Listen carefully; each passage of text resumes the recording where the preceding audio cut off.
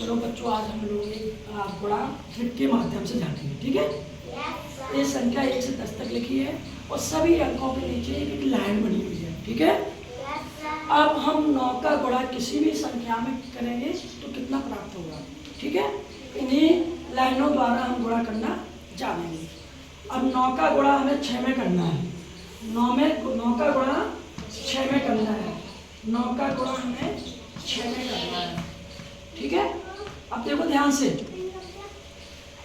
6 के आगे कितनी संख्या बची है? 5।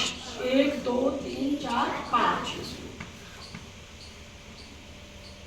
6 के बाद 1 2 3 4, तो 9 गुणे 6 करेंगे तो हमें कितना प्राप्त होगा? 54। 9 छक्का 54। अब मान लो हमें 9 का गुणा 5 में करना है, तो 5 के आगे हम क्या करेंगे? क्रॉस कर देंगे। 5 के आगे कितनी संख्या बची है? 1 2 3 4। 1 2 3 4। इसके बाद कितनी बची है? 1 2 3 4 5। 5 तो 9 बना 45। मान लो हमें 9 का गुणा 9 में करना है। 9 का गुणा 9 में करना है। पहले देखो कितनी संख्या बची है। इधर देखो बच्चों, 1 2 3 4 5 6 7 8। 9 के बाद कितनी बची है? 1।